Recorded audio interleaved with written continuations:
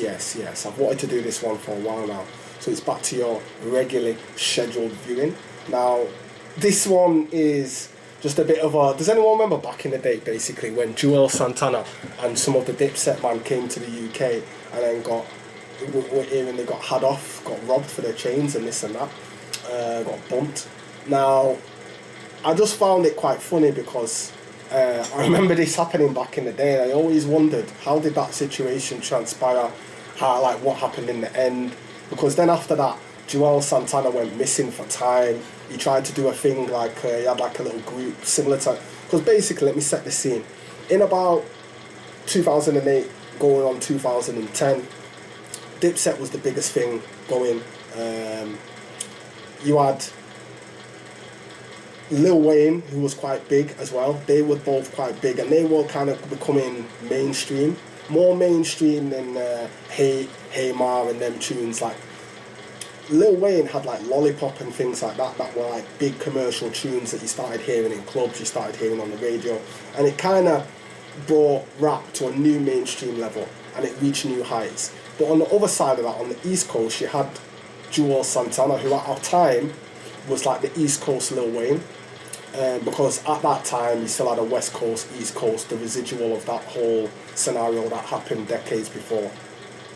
So now we've got Juelz Santana on the East Coast, Lil Wayne kind of in the South. And Juelz Santana was kind of getting quite big, and he even had his own like offshoot kind of crew that were called School Gang for a hot second, similarly to how Lil Wayne had Young Money, which went on to do big things, and all of the Young Money, some of the Young Money artists went on to become massive international megastars in their own right, like Nicki Minaj and Drake and Tyga. Whereas I think basically Juelz Santana tried to recreate something similar on the East Coast, albeit all the guys in his crew were Macca. They were rubbish. But that's beside the point. No one was to know back then how things were to turn out, because even back then I still listened to old rap, and even the rap that was current back then that I would listen to would be like underground rap. Like I didn't really listen to commercial rap back then. It's only now that I come back and I'm like, do you know what, these were nostalgic tunes that I listen to them now. But back in the day I weren't listening to like that Lollipop and all this, and even a lot of Dipset stuff I didn't listen to. We turned our nose up to it because we thought it was quite commercial, and therefore we already knew back then that the commercial stuff was a bit of fakery in it. So anyway, Juelz Santana, he's got School Gang, Lil Wayne's got Young Money. And then around that time, Juelz Santana and Dipset, probably, I don't know exactly who, but a few of them man went to London to do obviously some kind of like appearances or concert or whatever. There was an incident that happened where basically Juelz Santana got grabbed, and I think they got robbed, but there's, you know, the details are iffy.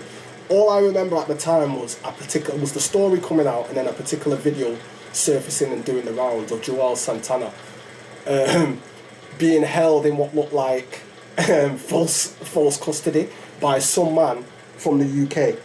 And us man in the UK put two and two together and realised that these man tried bump man, and then obviously this was these were roadman tactics to kind of sort out the situation. But anyway, the trail went dead, the scent went cold. That was it, bro. Like we didn't hear anything about that for years to come.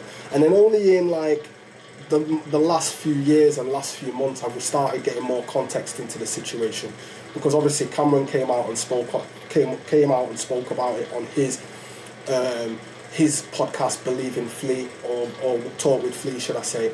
And then there's other people who've done videos of it in the subsequent years to try and break down what's going on. So it's a long intro, but what I'm going to do here is I'm going to just go through some of the video that we've got on that incident and see if we can make heads or tails of it, especially what Cameron recently said, to see if that sheds more light into the situation or gives more context. So we're going to go straight into it now, yeah, so let's do it. So the first video I've got, you can see I've got my little list here, and it's called The Time Juelz Santana Got Jumped in London. So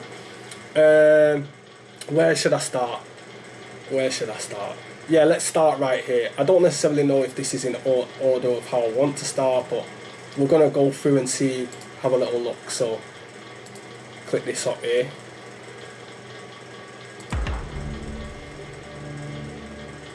I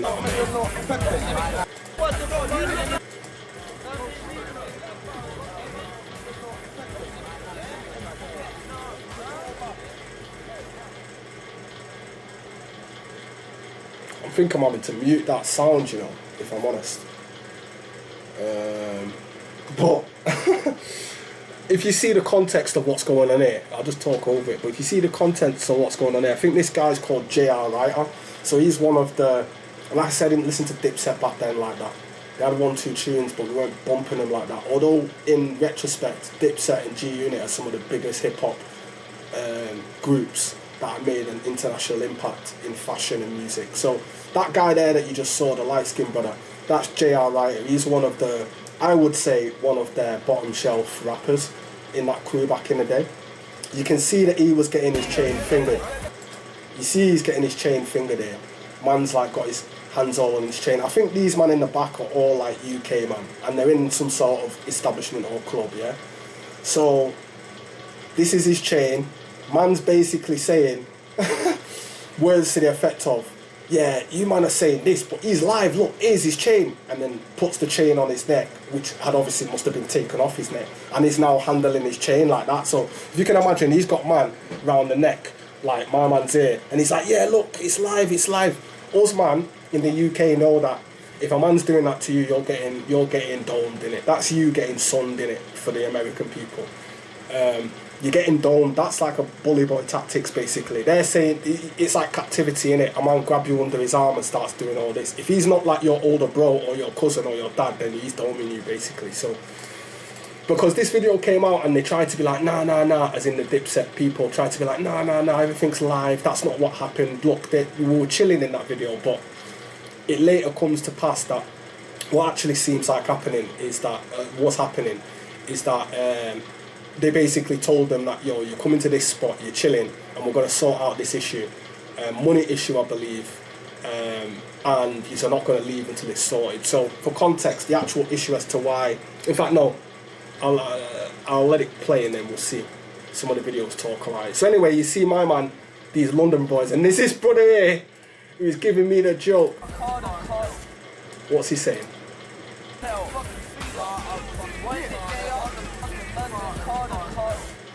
Yo, so my man in the back's like whispering stuff in his ear as he's like, because they used to do all these shout outs back in the day, like, big up my homies, we're out here chilling in London, everything's cool, we're clicking up with the hook, you know, talking all this rubbish.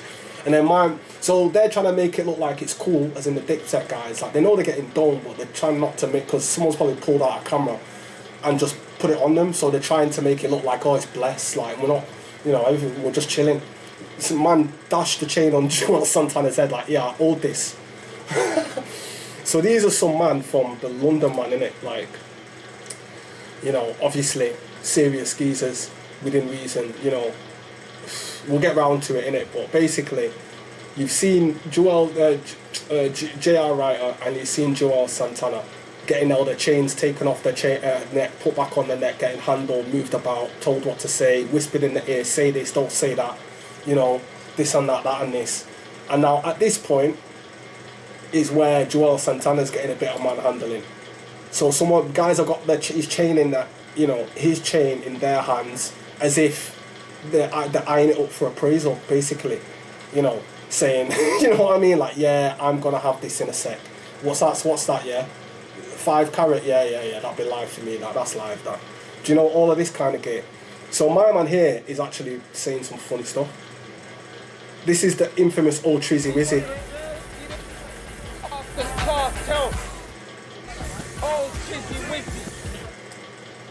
Right. Something. They're basically shouting out their people type of thing. So Dipset are trying to be like, yeah, Dipset in the building, and then these men are kind of being like, nah, fuck Dipset. You know, Cartel and this and that, old Trizzy Wizzy. I don't know, shouting out affiliations, innit? I can't play the sound really because this. I don't know if it's an actual song or a beat in the back. I'll try and do my best.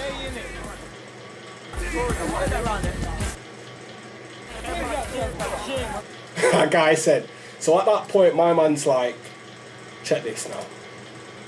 It's all in, what's going on here is all in the body language. My man's like, swing that chain, blood. swing that. Yo, for people who know about this video, these are some funny quotables that have gone around over time. My man's Juelz Santana's basically hella uncomfortable. My man's like touching his chain, moving dashes his chain like, yo, swing that. All of this. Juelz Santana, I think what's gone. Wait. So he's talking now. Big up this guy and that guy. You know, all of this and that. He tries to escape. My man looks at him like, nah, you're not going nowhere, brother. So blatantly tries to escape. Look at this. The guy did a bob and like a roll in it, like Mike tried to do like a Julio Cesar Chavez roll under man's arm and that. The guy pulled him back like, yeah, I ain't going nowhere. These next brothers, I don't know. This guy's funny. He's like, big up my dog Daniel. Yeah, big up this guy. He's not with us, but you know, we gotta remember him, and you know, it's just funny. The other day? What do you mean, bro? What do you mean the other day? It's today, man. No, I'm not even laughing at that because that's obviously probably a serious topic. But it's like the other day, big up my dad Daniel, because the other day, you know, him get licked, but you know, he's still here. It's all of this game, man. It's just so funny. He got licked down by the Jakes. I'm not even, listen, big up Daniel, R.I.P. Daniel, if that was his name. Man. I'm just trying to get to the... So he says something joke here. This is funny. This is gold, this. So...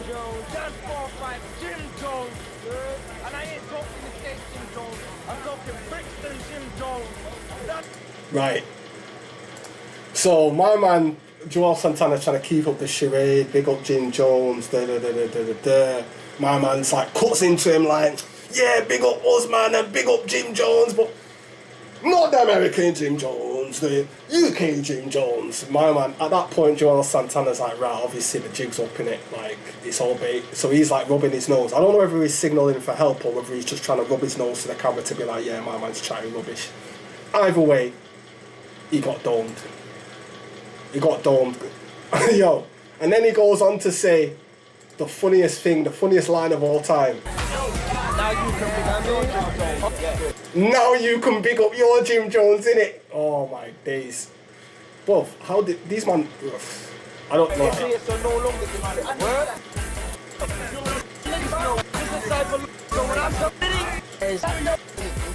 know where I am. UK Rick Ross. Right, whatever, man. Basically, the rest of that is irrelevant, but what goes on to happen in that video is someone puts another chain back on Jim Jones's neck. He looks really happy and elated, and then he's just like pretending like it's all cool, but you know, he's on the incarceration in it, but whatever. Next one we got here, Dipset versus the UK. How Juelz got kidnapped. Alright. Now I know it's been a while since I've sure you liked the video. Big up this guy here, KD_NY. Give him a shout, yeah. Subscribe to the channel. Hey, the So Solid crew. Sorry, I didn't realize you couldn't see his handle there. So KDNY, 56k. Go and subscribe to his thing. Booked a first-class flight for Dipset, and they were set to stay at a luxury hotel in London. Right, so I think he's going to explain. Kind of, I've been giving kind of explanations, but I think this guy's going to actually give context, right? Their manager, Big Joe, received the booking deposit, which was set to be anywhere from $70,000 to $100K. Now, as the date of the show arrives, unfortunately for the So Solid crew, Cameron did not show up, leaving a bunch of fans disappointed, but more importantly, the So Solid crew was livid after spending all the money that... And listen, if you man are watching in America or wherever, but guys need to understand that So Solid crew in the UK are certified, especially back then, because in the early 2000s, so to put it in US terms, in about just the end of the Tupac Biggie period, like 2-3 years after that, it was So Solid crew that were like the biggest underground. For us it was garage, and then it was just before garage became grime or garage converged into grime. But in the garage scene, they were the biggest along with Heartless crew, but So Solid crew broke into the mainstream. They had a few big hits, MTV Base, MTV, and for anybody who doesn't know, that was impossible. in the mid 2000s, like before about 2006. That did not happen, bro. Before you had Channel U, it was So Solid Crew. 21 Seconds, if you don't know about that, they don't know about us. Ride With Us, big tunes, bro. They are certified like guys in the UK on a music level, and I'm sure probably on a street level as well. That's the allegation. But for anybody who is wondering, well, do any of them still exist now? Well, the main guy was a guy called Mega Man. He was like the front man of the crew and one of the so he made beats, and he was like the RZA. He was the equivalent of RZA in Wu-Tang Clan. And then there's another guy called Harvey and Romeo. They were like ladies man type of guys, but they went on things like Big Brother. They had some kind of, I don't want to say acting fame, but they did like reality TV afterwards. And the next big guy that everyone knows is Asher D, who's Ashley Walters, who's Dushane from Top Boy and whoever he was in Bullet Boy, and one of the biggest black actors in the UK, and has been since he did Bullet Boy. And for obviously any Americans or anybody else who doesn't know who that is, he was in Get Rich or Die Trying, as I believe the dude in the wheelchair, the brother in the wheelchair. That they did on marketing and having to give everybody So my point is that So Solid Crew are certified. Like, guys are trying to make it, like, when I hear these, not this guy here, not this guy, but when I hear some people in some of these videos talking about So Solid Crew, they're talking about them like, yo, who are these guys? Like, they don't know who they are. Bro, these guys are some of the, I'm not saying now, obviously we've got big international artists now, but before the international artist scene in the UK, they were the biggest, like, underground artists. Probably some of the biggest underground artists to ever come out of the UK, bro. So put some respect on the name, innit? refunds for the show. They wanted their get back on Dipset. They're meant to come over, and from next minute I hear they're not here. This is an interview from this. So this is Mega Man, but this is an interview from NFTR, not for the radio podcast. If anyone's interested in. Flights are booked. You know what I mean? First class flights, hotels are booked. You know what I mean? Jim Jones came on Trace FM the day before. Big up So Solid, North Star. You know what I mean? Like, we come in, next minute they don't turn up. We're not hearing from them. SAS, who was also confused about the no-show, got in contact with Cameron to find out exactly what happened. Right, so quickly, they've booked a man, or they've booked certain man from Dipset, if not all of Dipset. They've raised some funds, I think it's 100 bags what they said, which was big money back then, which is like, you might as well call it like $500,000 back then. In sort of like today's money, the way it was in the early 2000s. They've sent this dough over to whoever they've sent it over to from Dipset to book them to come over to London to do a show, and like expensive hotels and all of that, the best. And the date come on past, they didn't even come, bro. So now they're trying to shout, man, to be like, what's going on? We sent you 100 bags, what the hell? And yeah. It happened. And they said that Cameron blamed it on paperwork and flights as per Big Joe. Mate, just called Cam and said, what are you guys doing? Why didn't you come out here? It's like, oh, fuck. Right, that's interesting. So the guy's saying that Cameron's blamed it on paperwork and something else. But what you'll come to see later is that Cameron, in a later interview, says he doesn't know anything about it, type of thing. Anyway, SAS, for anybody who doesn't know, Dipset had like a European arm, or almost like a D-Block Europe, or you know, like say Death Row East, you know, that kind of thing. They had like a UK like Dipset Europe or some shit like that, and they had this group of two brothers called SAS. Going into their story, obviously it's irrelevant, but just a few points for context. These were some brothers from London who eventually went on to some brothers from London who eventually went to live in New York at an early time in their lives. Therefore, they somehow managed to wind up in the scene, and eventually were rappers, and eventually got signed by Dipset to be the European arm of Dipset, which they obviously must have thought would have been a thing that was going to be big in the UK, but it never really was. It never really took off. Big Joe said something to do with paperwork, or something to do with all the flights or something like that. And we was like, yo, fam, you know how much money, like, there's promotion everywhere for this. Like, I was more thinking of the fans even, like, yo, you lot, like, you should have came. So, oh, yeah, Cam said, yo, we could have worked it out. So I'm thinking, yo, like, this is mad. So when Meg was running around in South London, or whatever, with Hayes, or wherever in Hayes, man will pass on and say, yeah, you man are cool. See that man there that you man wrong with? Can't come back here, you know. 2 to 3 years passed after this incident, and there has been no reconciliation between Cameron, Big Joe, and the So Solid crew. Right, so then man basically just bumped him in it and swerved and tried to be like, oh, yeah, that money, I don't know what happened, it got lost in translation. And you hear people like Big Joe is their manager, you'll see a video from Big Joe later, you hear Cameron and other people, and I'm not here to badmouth no one, I don't know these guys, I'm just reporting on what's going on based upon the information that's publicly available on what I see on a topic I found interesting back in the day, picking it up.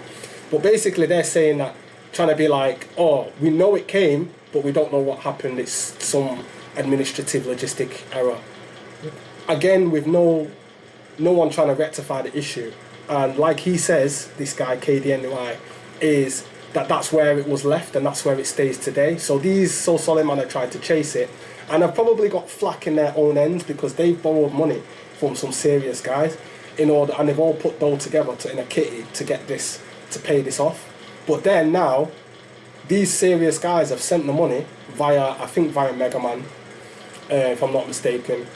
And then that money's just lost and they've bumped. So Mega Man's having to go back to, so he said South London, so all the ends in South London were to these certified guys where he's giving the money to explain himself or to explain at least why they got bumped. So them man are then saying to Mega Man, look, obviously we know you didn't bump us, you're live, but you see them man there, as in these guys, Dipset, they can never come back.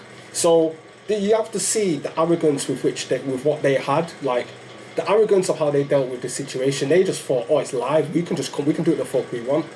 But some of these guys got to understand that, yo, it's probably rougher out here than it is where you're from, because out here, man, there's none of this like, you know, this violence and what have you is not like legal in it out here. So if man's prepared to do violence about something, then these men are more serious than the guys that are prepared to do violence in a place where violence is a bit more acceptable. Do you get me? Like they basically thought that these men from the UK were wet, they were moist, they're mushrooms, they're muppets. That's what they thought.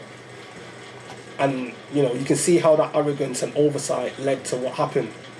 You know, whether anybody wants to put their name on it or whether anyone wants to acknowledge that it happened, I'm sure Dipset are still pretending like it or, you know, Juelz Santana didn't get robbed. I don't know, man, innit, but like he didn't get pressed. Like, you know, people can say what they say, but you know, it was what it was. Juelz, on the other hand, is set to embark on the European leg of his tour.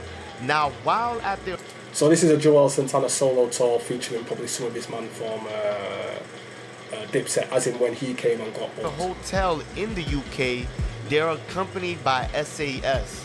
But trouble is not too far behind because the So Solid crew arrived to the lobby of that hotel accompanied by about 30 people demanding to see Juelz Santana. That's fucking joke. SAS comes down and they try to step in and calm down the whole situation, claiming that the person that they need to actually speak to is Big Joe. He's apparently the person that had the money because Cameron never saw the money according to Cam, and Juelz never...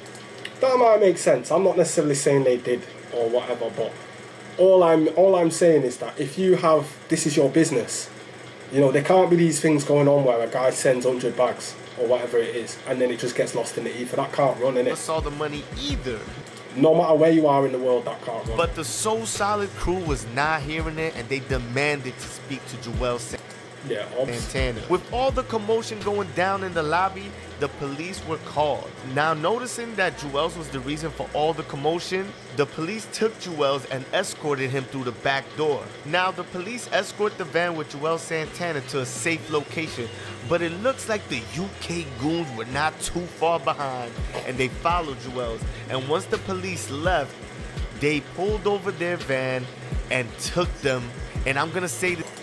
Of course, like what that, you know, this ain't the US where people, you can just have a security guard who's strapped. Like, what do you think this is? Like the feds in the UK, they're not bothered, bro. They're obviously, they just don't want it to fall on their watch.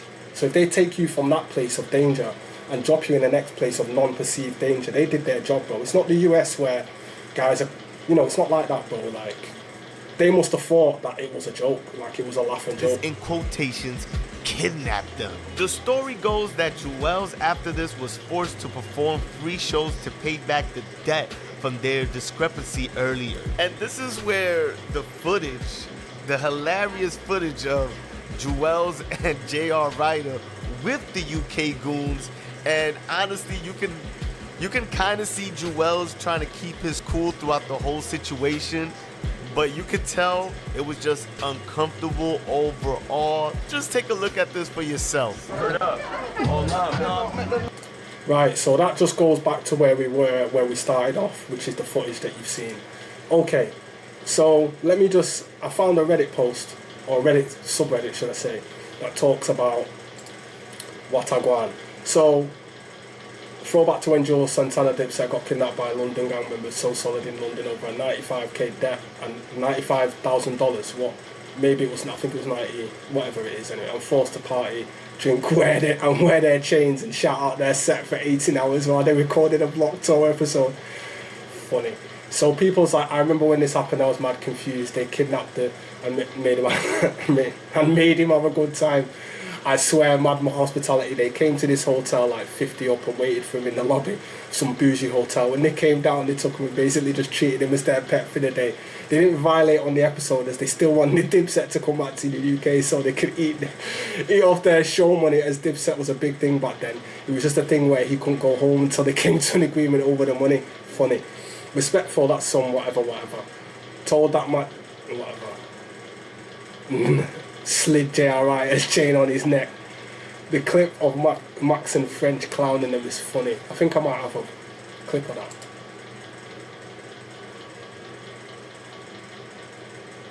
Right. Do I have that Max beat with? Do I have that? Right, so this is the clip of Max and French clowning him, what he's talking about.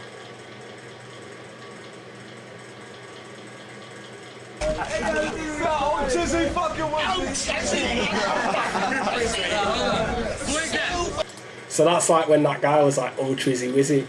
Oh Trizzy Wizzy.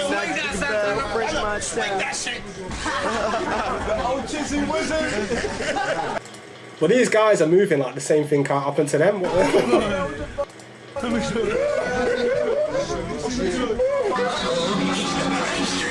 Anyway, that's funny that. But this is funny, this. So this is like, this surfaced some years back. Let's see the date on it.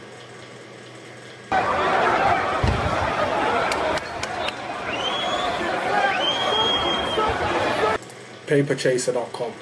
So this is Cameron Clown's London goons who tried to rob him as whatever. So I think this is, the story goes that, I don't know whether it was the time that it happened to Juelz or maybe a later time. It's kind of like, I think they've been running them down ever since type of thing. So Solid been running, not necessarily So Solid, but the guys who lent the money, running these man down, these Dipset man, ever since type of thing, if they ever come to the UK or whatever, I believe. So I don't know which instance this was, but at some point these guys got wind that Cameron was coming to like do a show, and then they run up on the show.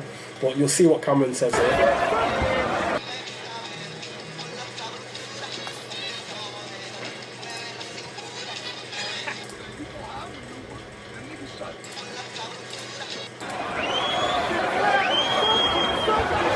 So it says, man tried to rush me in London, but I was.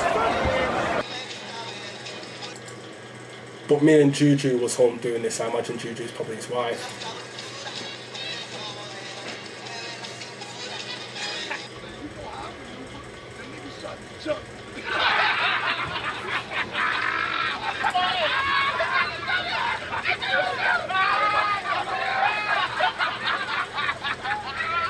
But I seriously don't get these guys' humour, because they're laughing like, bro, man still want to jump, them man still probably want to jump you, innit? Like, that still means that if you come near where them man are gonna jump you. You're going on like, they're laughing like, say, man come to fight them, and then they box that man out. Like, what they're laughing about ain't funny, bro. Like, these guys are just jokers, bro.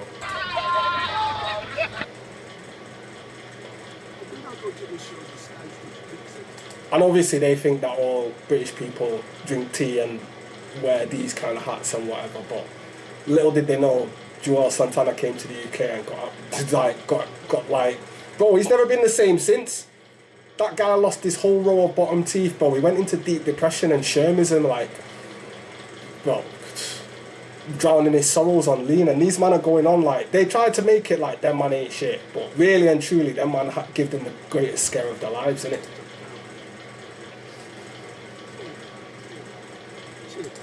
Yeah, good one. Anyway, so this is Cameron finally breaks his silence on the Dipset problems in London. Let's see this. So this is recently Cameron on his about podcast. 2 hours before the show. He talks about it.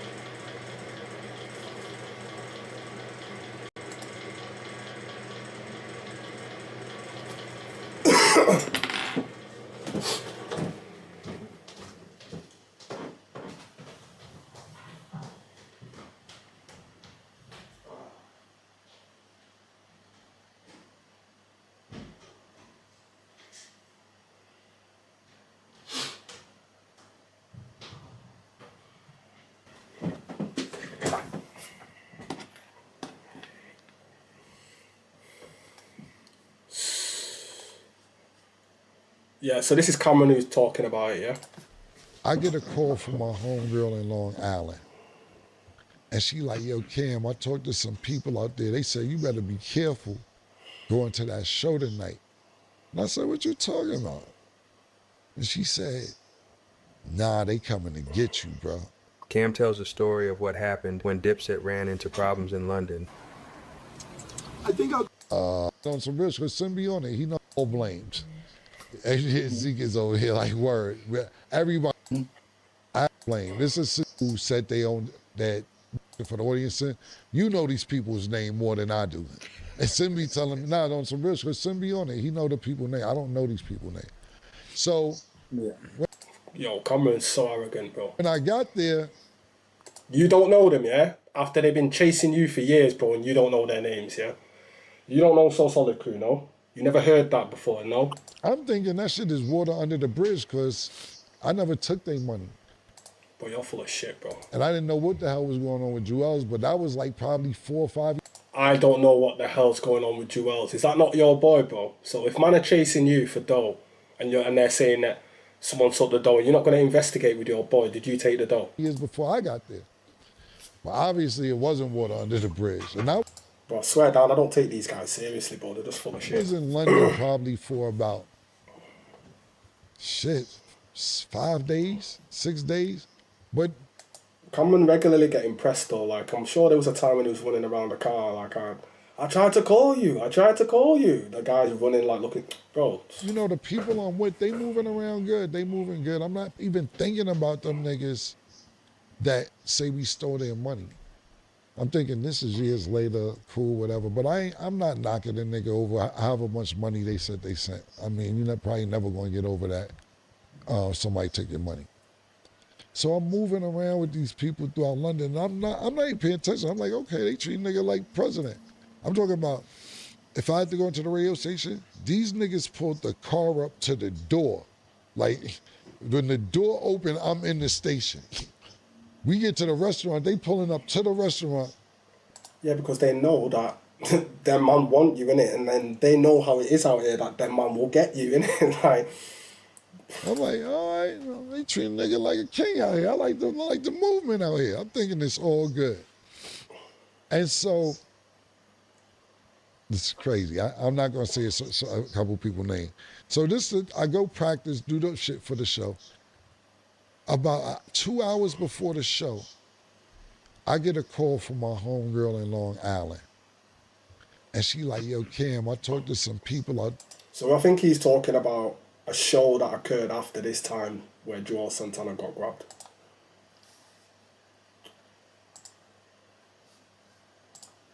They said, you better be careful going to that show tonight. And I said, what you talking about? And she said, nah, they coming to get you, bro. And I was like, hey, yo, are you positive? She said, they just told me it's 50 niggas in front of the projects getting ready to go to your show, and then it's another 50 they about to pick up. So I'm like, 100 niggas? It's 4 of us. It's like 100 on 4. I said, let me check into this. So cool. I called a promoter. It's a female promoter. Shout out to the female promoter too. Sorry it ended the way it did. But I didn't know what the fuck was going on. To this day, I still don't know if she was down or wasn't down or whatever. So I get to the female promoter. She's throwing the shit.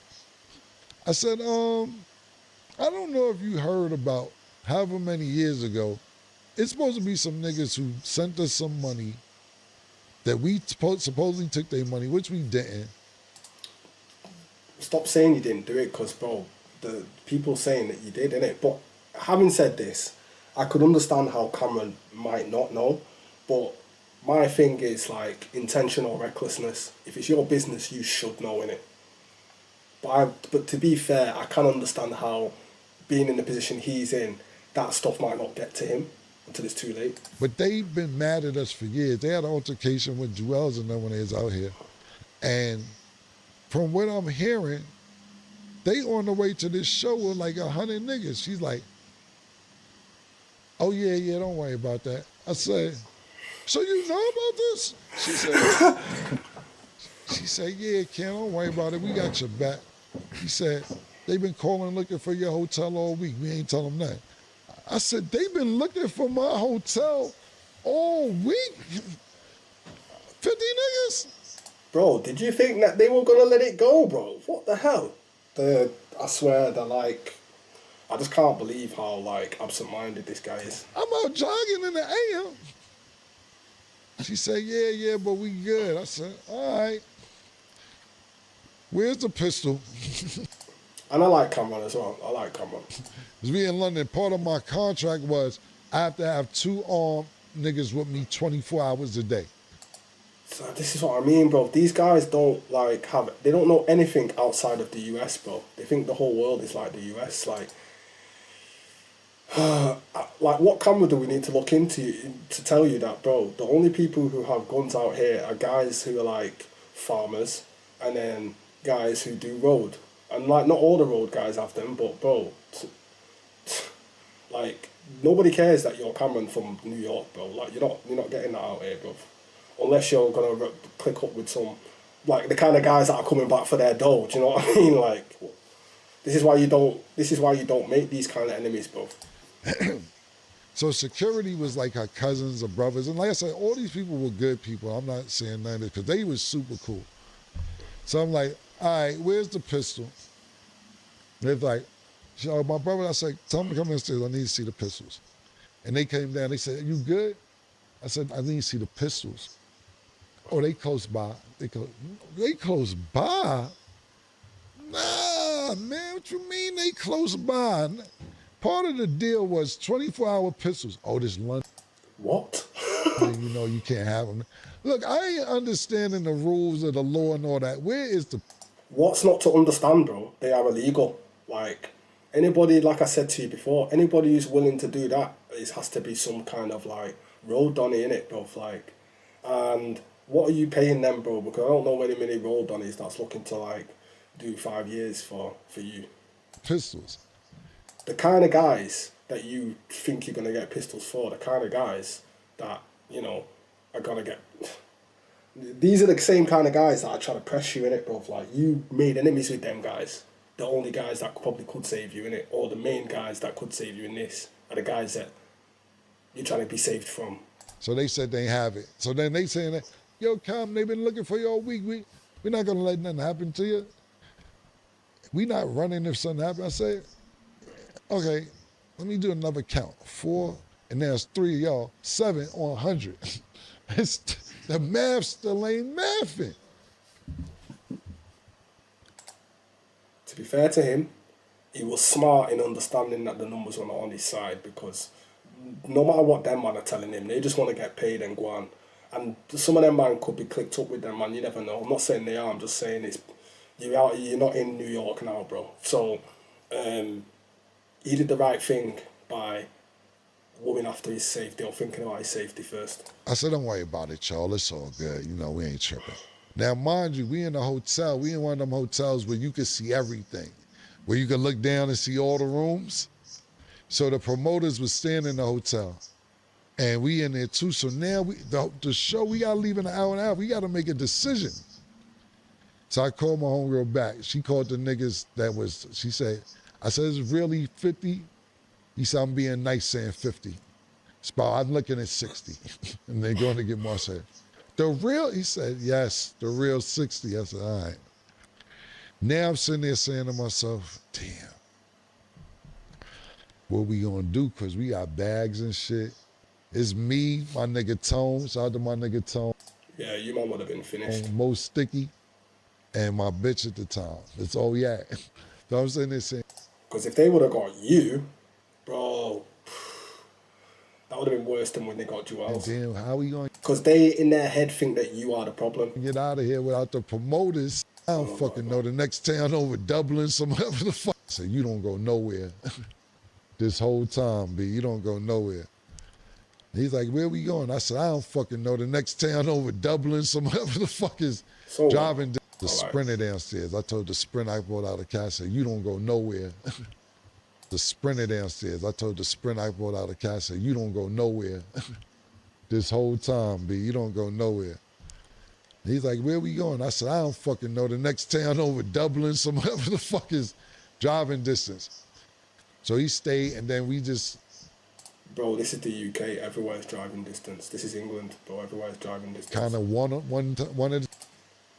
Do yourself a favor and look at the map before you go, bro. Because the promoters was in the hallway just talking. Because, you know, I brushed it all like, man, fuck it, we good. Promoters at the shit just chilling. So Tone take his bag down low. I take my shit down the staircase. My bitch is talking to the promoter, distracting them while we bringing shit down. Most Sticky done left his equipment at the venue and all that. He come down. And so we all in this Sprinter. Because my bitch, last thing was her just to distract him. I got her shit. We got in the Sprinter, and we got out of there. We tried to make it to the airport. We couldn't make it. And we just went to I don't remember the city we went to, but we went to the next joint and got the next flight out there. But looking at the show, back to what you saying, I posted it on my page. It's on my page, like you said, probably 7, 8 years ago. When niggas said Cameron's not performing, these niggas rushed the stage, tried to go behind her in a dressing room, everything else. And it was a one-way, and I had another homegirl who lived in London. Anyway, so these men were serious that time, the second time when they actually came for him, because I think the first time it got left all right, Juelz can go back with his chain and all this and that, so we'll give it him back. And even though they did hold him up for 18 hours or whatever, but it's like they let him go because there was a perceived agreement, I'm hearing. But then that agreement was never honoured again, so now these men are fuming. So when he came, they were kind of like, yo, we're going to grab him, no matter what. But, having said this, I wouldn't have wanted to see anything happen to Cameron or any of them, man. To be fair, the Juelz thing was funny, but I wouldn't want to see something like that happen to Cameron. Cameron's a big artist, I like Cameron, like Dipset. But it's just a lesson to everybody. It's just so you gotta know what you're dealing with when you're dealing with it, and don't do people dirty. Cameron 8 years ago, when niggas said Cameron's not performing, these niggas rushed the stage, tried to go by. So that's one of the earlier videos we watched, maybe the one before this, or where you see the guys jump the stage. Go behind her in a dressing room, everything else. And it was a one-way, and I had another homegirl who lived in London, not the girl who called and told me about this, another girl. She called me, she ain't know I wasn't there. She called me screaming, Cam, if you're in the building, get out. Get out there looking for you. The whole shit is looking for you. And I was just not in the building, just thanking God that I actually got that phone call from a homegirl from Long Island that I wasn't there. And, it's just a blessing, because when I seen the video and all that shit, I'm like, oh, these niggas was coming to hurt niggas. And not only that, it was a one-way in, one-way out alley where the club was. It was a good venue. It wasn't like no bullshit, but the way it was set up, She said they had another 60 niggas outside that even if you tried to drive off, they would have cut the car off and all that. And out there in London, you got to do some extra shit for the police with the guns to come. The first police they don't care about. They'll sit there and tell you London niggas. But time we finish shooting niggas up, them cops can't do nothing because the ones with the guns ain't here. So, yeah, it's a real blessing to get out that situation. So, the video you probably talking about, Sin, is when I got back to New York and I was clowning because I was just happy to get out of the situation because I'm like, yo, bro, I didn't take y'all niggas money. Y'all niggas was trying to hurt niggas. Not only hurt niggas, y'all niggas was trying to hurt other niggas, Juelz, for instance, whoever. And I'm pretty sure they still mad today because that shit was like 10 years after they supposedly sent the money or whatever. But yeah, that's what happened in London. I have no problem with anybody in London, no beef with anybody. To them last promoters, I have no problem with you guys at all. I'm sorry it didn't work out, but I didn't know who team you was on. But obviously, you was definitely looking out if them niggas was looking for me all week and couldn't get to me all week. But then I started thinking, like, what if they want to just make the big movie on it? All right, so that's that.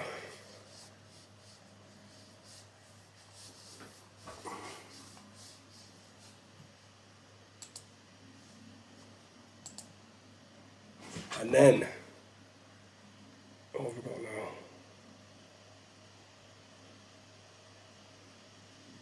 So this is the video from Cameron's manager where he speaks about it now. What happened, man, with that London shit, man? We never really found out what ever like happened at the end of the day. Yo, nothing happened, man. I'm a manager. I book shows.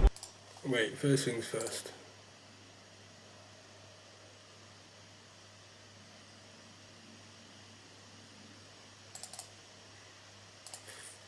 About 2 hours before the show. First things first, I just wanted to big up the guy, the channel from this particular video. So this is On Point Stories. Go and give them a shout, yeah? Now back to the manager video. And if an artist don't go on shows, sometimes it falls on the manager. But think about it, if they didn't get their 70,000, 60, I mean, it was 40,000. If them niggas brought their money, but if I didn't pay Cam this 40,000, you think I'll still be managing them? There we go. Makes no sense. So, well, makes some sense. What he said is, he's the manager, so I believe he's the guy who got the money sent to him. So he's basically saying that as a manager, he might get the money sent to him, but it's not up to him whether the actual artist does the actual show. So if they swerve it, it just falls, the blame falls on him because he's the manager and the money was sent to him, whatever. So first things first, if that's what he's going to say, then that still means that you need to get the money back and refund the people, innit? If, for example, someone gets tickets to a concert and the concert gets cancelled, usually they should get their money back. So this is not really a good argument. And secondly, he said he wouldn't still be Cameron's manager if that were the case. So it lets me think that these men were just they were just bumping, man. Maybe he bumped him, gave Cameron a change. As in maybe this Big Joe guy just saw it as a bumpage, gave Cameron the change, and then they bumped them together type of thing. It's kind of how it looks to me. And now he's saying it was 40,000, not like... At first he's like not very clear with the numbers, he's like 60, 50, 40, and then he's like it was actually 40, and it's like, nah, I doubt it was 40, mate. Huh? You think I'll still be getting 500,000 for them? Like, come on, man, grow the fuck up, you dumb motherfuckers. You know what I mean? Niggas is stupid, niggas don't get it. It's that the manager always get the bad beef. When these artists don't... We don't get that you don't do business well. We don't get why you don't do business well, bro, because however you want to look at it, some way, shape or form, you're responsible or have some culpability for this happening. So why are you going on as though people are like, why are people asking? Well, people are asking because it doesn't make sense what you're saying. You tried to bump, man, and now you're trying to say you didn't. That's why people are asking. That's why people have an issue. What are you on about? Don't go on shows or something go wrong, everybody blames the manager. That's how it goes, my dude. Everybody, I'm always the bad guy. Listen, yo, you...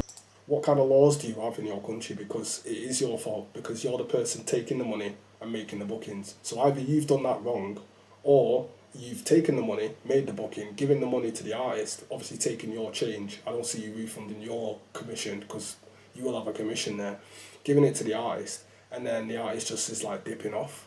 So it's for you, this is why you're the manager, because you're the liaison. If your artist is a bit shady, it's for you to tell the artist you can't really be doing that.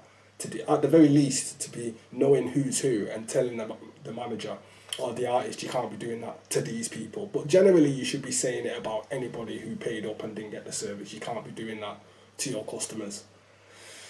So I mean, I don't know what kind of business that man are doing, but you know, it's just seems like another used car salesman to me. You won't believe there's 100 shows across the country where promoters can't stand me for something the artist did, but they never know it was the artist that did it, but I get the blame. That's how I go.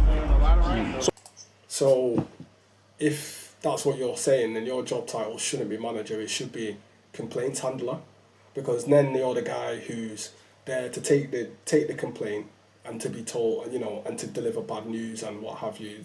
Do you know what I mean? Like, which one are you? Are you a manager or a complaints handler? Because if you're a manager, then you need to be getting the money back. If you're a complaints handler, then you need to stop saying you're a manager. So I got a line saying, yeah, he ain't going to that show. And that's because you have no authority to be able to tell your artist, give the money back, and then listen to you like, what the hell? Because, that's how I go, that's business. Anyway, my man's talking rubbish, anyway. So now we're going to see what Mega Man has to say about this. We had a good link with Rockefeller at the time, and we booked Dipset to come over, but my brother Barry... So for anyone who doesn't know this one's RTM podcast. Big up the RTM podcast. I do like the RTM. They have some good interviews. This is one of their, just a clip from one of their better interviews. Do you know what I'm saying? Not their better interviews, but one of their more impactful interviews. I'm sure the full interview is on their channel, but it's RTM podcast, UK podcast, so go and check it out. They're doing all right. And yeah. Barry Inch, he called me and said, yo, my brother Dan, Ezekiah's cousins and that, he wants to put into some music and that, he wants to do events and that. He's got some money, he wants to do that. So we put up the bulk of the money.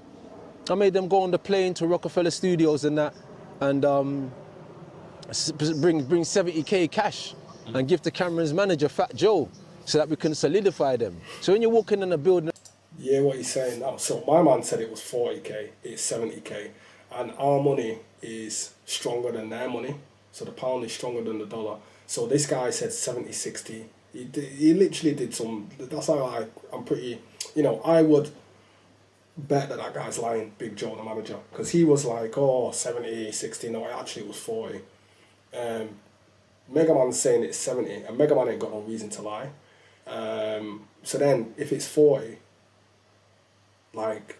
If our money is stronger than their money, so the pound is stronger than the dollar, that means that if someone gave someone £70,000 back then, that might be $100k.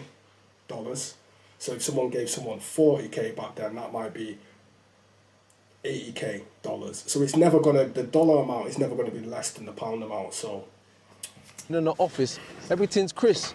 So we're doing the promotion over here, man spending money, I'm grabbing money from this brother, I'm saying, what you want to put in? You know what I mean? Putting in a certain amount of paper, but it's all off of my back and my reputation. Giving them the link, saying, yo, these are certified people, we can book them to come over. So obviously for anyone who, you know, maybe I should have made this clear, this is Mega Man from So Solid, so he's the main guy who organised the money being collected. He organised this kitty of money. He obviously collected the money, it was standing on his name. This is the important thing, it was standing on his name. So the ramifications of that money getting took would have been somewhat impactful for his name. Anybody can imagine you vouch for a man and say, oh, don't worry, this guy that I'm sending the money to is live.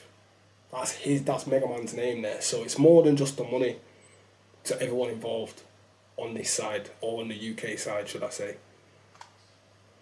Over, and they'll definitely turn up and do the tour. You know what I mean? So this is 2004. So this Big Joe guy's saying words like definitely and They're meant to come, turn up and do the tour. You know what I mean? So this is too, you know what I mean? Putting in a certain amount of paper, but it's all off of my back and my reputation. Giving them the link, saying, yo, these are certified people, we can book them to come over and they'll definitely turn up and do the tour. You know what I mean? So this is 2004. They're meant to 2004, yeah, Pow, yeah. So 2004 when Pow came out. So anybody who knows, who remembers that then, you know kind of how the landscape was back in 2004, especially for things like this. Like, this kind of what they're doing was more or less unheard of back then, as in these like UK urban artists reaching out to guys in America and bringing them over. That kind of started probably a bit later. This would have been one of the first instances of this happening. Which is what I'm trying to say is it would have been rife for this kind of fraud, because there's not proper systems and infrastructure in place to protect somebody's investment and their money being sent over. Like, probably not sent over in escrow, you just send it to a man or whatever.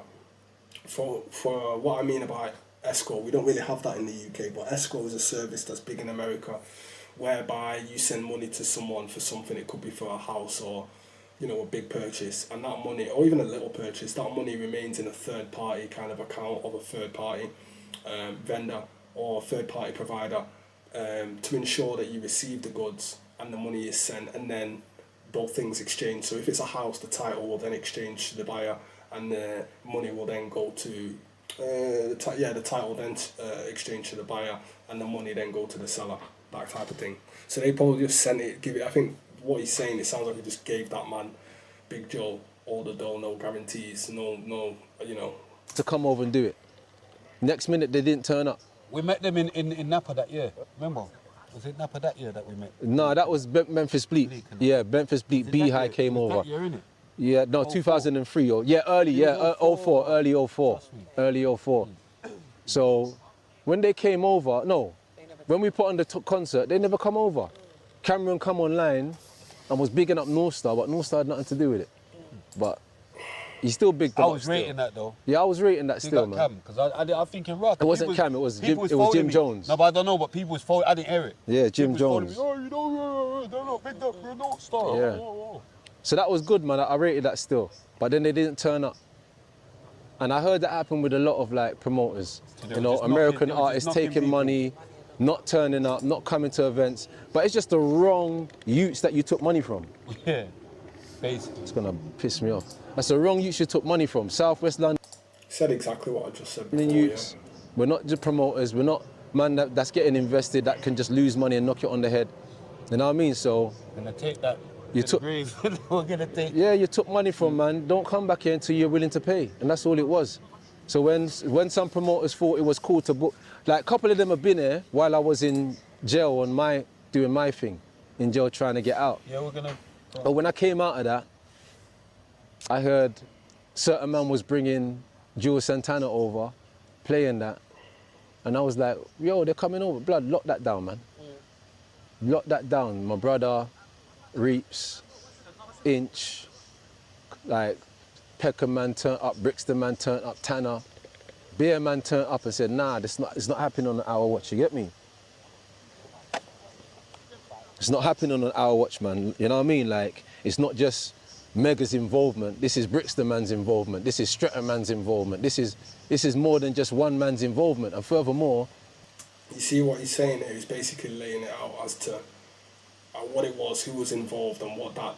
Those of us from the UK know what that means. Like, you're dealing with like some of the most serious geezers, like black geezers in the country, but like they're not gonna just take a loss like that on the head. They're gonna take it like they've been robbed, which is essentially what has happened.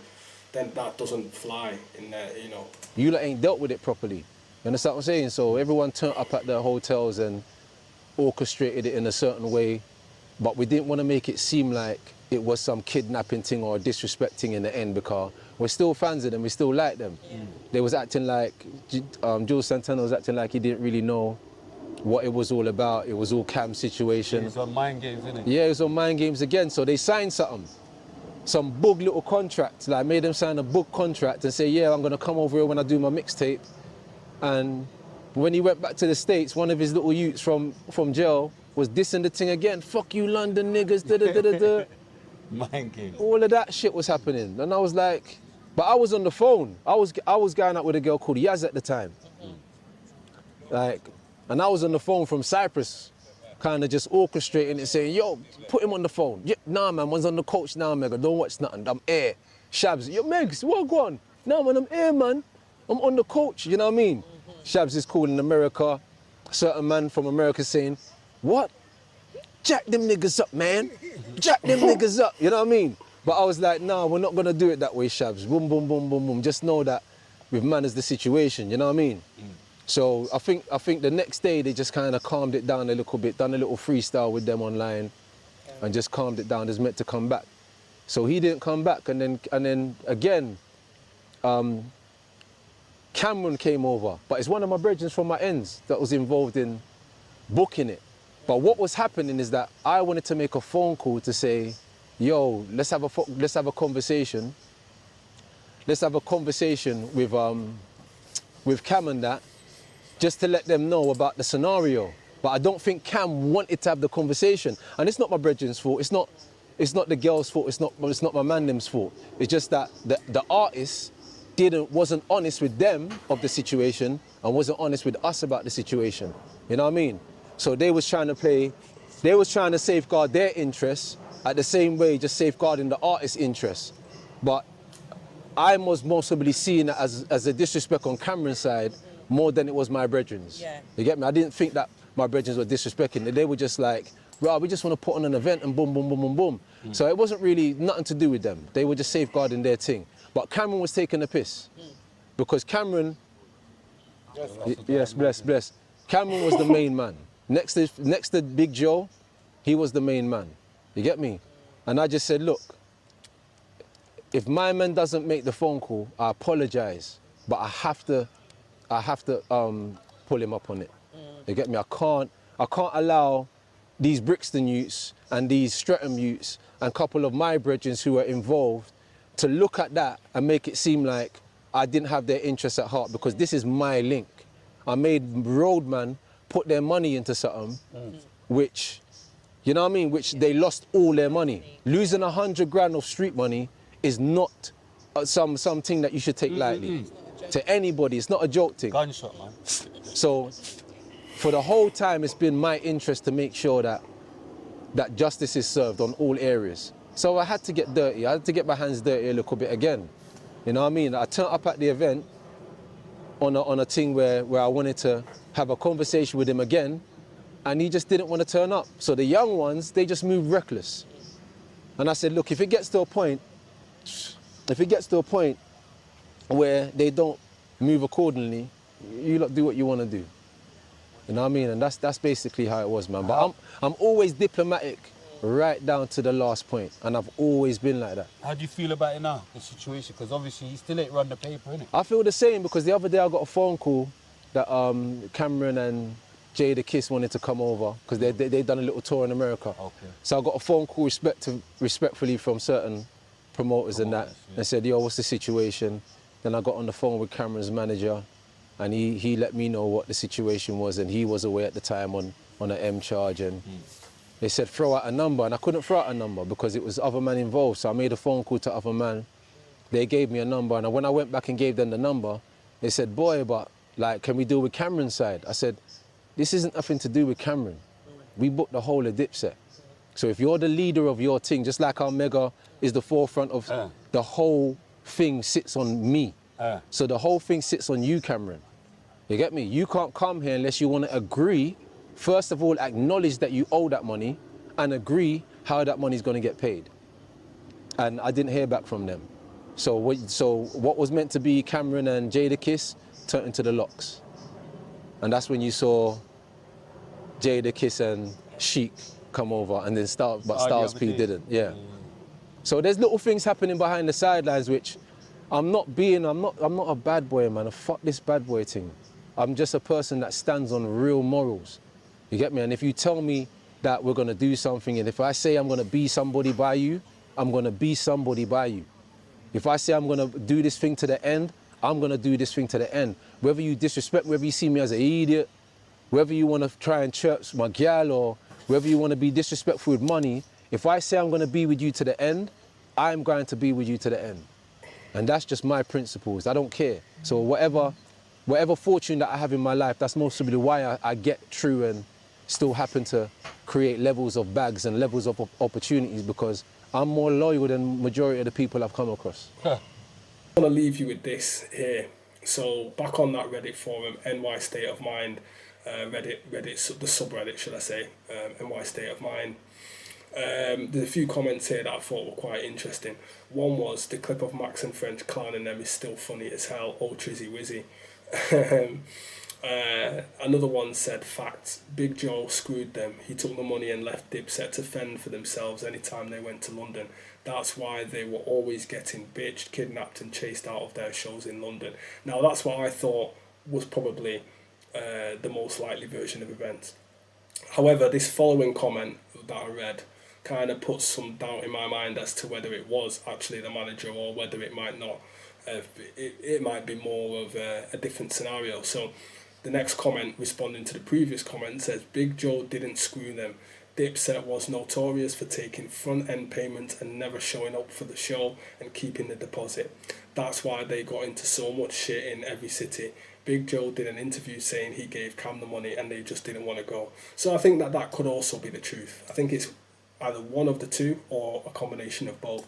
I'm leaning towards it being a combination of both, just because when I watched this video, which is the one I played earlier, of the manager talking about it, there was just inconsistencies in his story, like with regards to how much money was on the line and stuff like that. I think that was a big red flag. But let me know what you think in the comments. Does anybody find that like an interesting video? Does anybody interested in that topic? Was anybody there in the scene, as in watching things unfold at the time that this happened, and felt like me, what happened to this, like what you know, So just let me know what your thoughts are in the comments, and I'll see you next time.